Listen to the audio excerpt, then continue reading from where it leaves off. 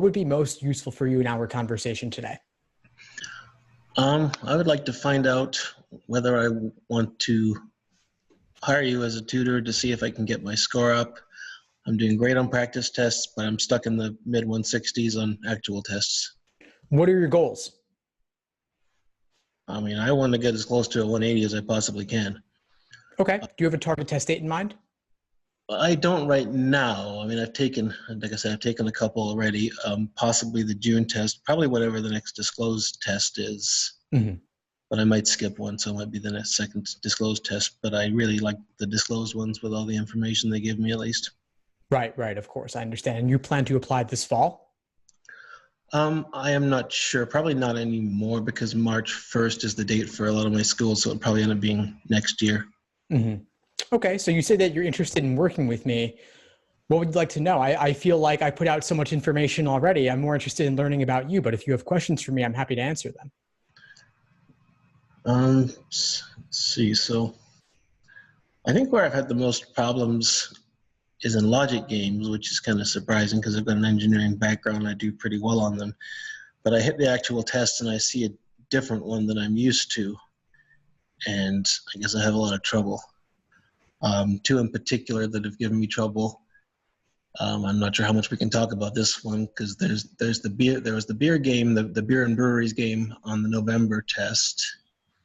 And before that, there was one with, I think it was ambassadors going to India, Ghana, and France.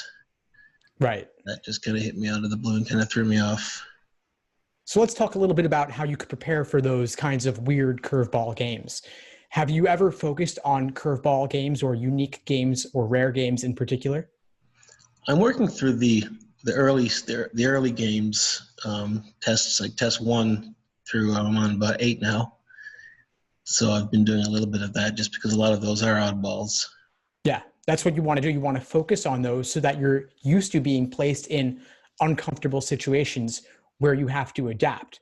Obviously, ordering games, grouping games, you're ready for those, but it's the ones that don't neatly fit in a pre-prescribed category that tend to give students trouble. And so LSAT keeps coming up with more and more of those. And they don't necessarily have a lot in common with each other, except for the fact that they are unique. So I think you're doing exactly the right thing. I would just keep working forward through those and then look at different ways to solve them. And I've looked at about, like the test that I have on paper, and I have some of the other ones that are not, but the tests I have on paper about 40 through 80.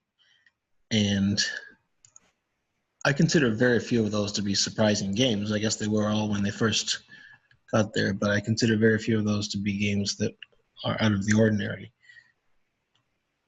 But I don't believe that I happened to hit 2 tests where I hit unusual games, so maybe I just got used to them or something. Yeah, but also they always seem easier in hindsight. The older they are, the more regular they appear. The one that you take on test day, it often seems the most difficult just because it's the real thing.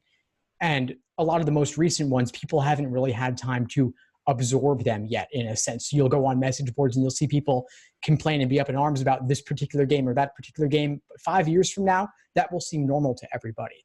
But I've been around and I can tell you that even back in test 57, which was in 2009, the dinosaurs game, test 57 game 3, people were up in arms about that one. That was considered a curveball at the time. Now I don't think people would look at it quite the same way. I did a practice test at a local university like a few days before the actual test in January. I got -4 on the entire thing. Wow, that's incredible. Congrats. So it's not just practice tests that I'm at home and I'm in a comfortable environment, or I don't know,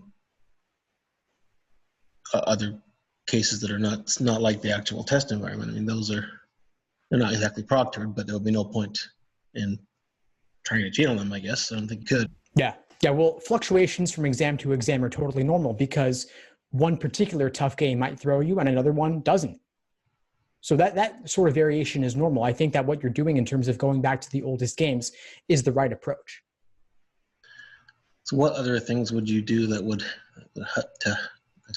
or suggest that would help? Explanations are good. I wouldn't use them as a crutch. I would puzzle through it on your own first. Right, of course, yeah. Maybe do it a couple times. Okay, that might, yeah, maybe it makes sense. Sometimes I do. I look at it and say, well, I could have done that differently, but maybe if I make a habit of doing it, especially anything that I think could have been faster, try and do it twice and then look at the explanation.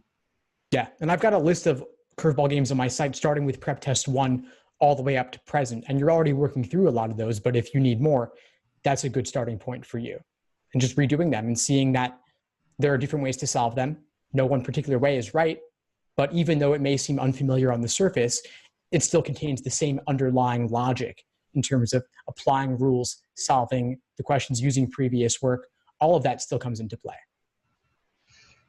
Yeah, I've been trying to do more of that, and sometimes my writing is a bit too unreadable for going back.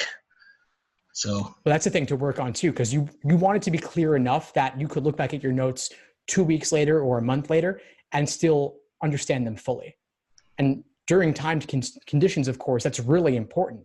You don't want to make some error because of illegible handwriting. I think I've put too much into trying to fit them all on one page, all 4 logic games on one page, rather than using the space I need. Well, that's no longer a concern, of course, with the digital LSAT, the scratch paper. Yes. You have not unlimited space, but more than enough for most people, I would imagine. Yeah, I could probably use a page per game and still be fine with everything else. Oh, I would think so. What about the other sections? Reasoning, reading comp? I don't have a lot of trouble. I mean, sometimes with the last questions in the LR section, which are intended to be tougher sometimes, I usually maintain about a question per minute pace until about maybe 18 or so. And then I kind of consider that bank time, and then I can use that for the more difficult questions. That's the right approach. That's certainly one that I would recommend. RC sometimes gets me time-wise.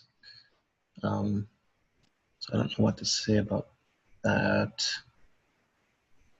What's your note-taking like for RC? Try to summarize the paragraphs, I guess. So I tried in the past to skim the passage, and it didn't seem to work very well. I decided the first time through I have to actually read it, and then I tried to, like I said, summarize the passages, and then I can use that summary as a guide to find information if I need it. What do your summaries look like? How long are they? How many words? 10 words, maybe, a couple sentences. That's pretty reasonable. That's certainly the most I would recommend. I would see if you could summarize it further, use fewer words. You don't need full sentences, of course, just a couple of keywords to capture the main idea.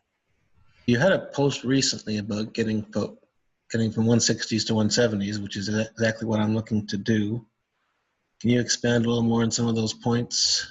Yeah, certainly. So the biggest takeaway from that article is what I call the Socratic review method, which is a technique for reviewing LSAT problems, specifically logical reasoning and reading comprehension. So I find that review is too often the most overlooked part of the LSAT prep process. Reviewing specifically, let's talk about logical reasoning, for example. You want to look at where your misunderstanding is stemming from. Was it the stimulus, the question stem, or the answer choices? If it was the stimulus, what about the stimulus made it confusing? Was it the topic? Was it the way they presented the conclusion and the evidence? Was there filler? Were there confusing indicator words, or were there no indicator words altogether? Do you have to link together conditional statements that are presented out of order? Those are the kinds of things that LSAC can do to ramp up the difficulty level of a logical reasoning question, an argument in particular. Then you might look at the question stem. If they're using unfamiliar wording, maybe that tripped you up. They'll often use unique wording to refer to common question types, but those make it seem like it's a different question type when it's really something quite standard. And then the answer choices in particular, you want to look at what was tempting about the wrong answer choice that made you pick it, and what ultimately makes it wrong. And what was discouraging about the right answer that pushed you away from it, and what ultimately makes it correct.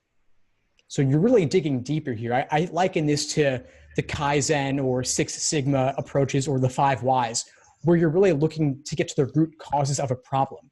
What is it about the question that led you down the wrong path initially? Get back to that source. And maybe it has nothing to do with the question itself. Maybe it was just your pacing. Maybe it was your endurance. Maybe you were wrapped up in what came previously. So you really want to get into your game day mindset. Where were you in the moment?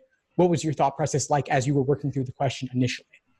And keeping a mistake journal to actually articulate this all and write it down is really useful. And of course, you could talk it over with a coach or a tutor or a study buddy, but you want to get out of your own head with this, because it's too easy to say, I get it now, and move on after looking at the correct answer or looking at an explanation. True. Yeah. Before we sign off for today, what would you say is the biggest insight you got from our call? I guess doing the games more than once right away. That seemed like it would be like too easy. But if you still think it's a good idea, then it's probably worth looking into. Yeah, give it a shot. Let me know how it goes for you. And in the meantime, I'll send over some more information for you about the coaching. All right. Thank you very much. Thanks for tuning into the show. Please subscribe if you haven't done so already to be notified of new episodes as I release them. And feel free to reach out if you need anything at all as you move forward with your prep. I'm happy to help however I can. In the meantime, I'll wish you all the best and take care.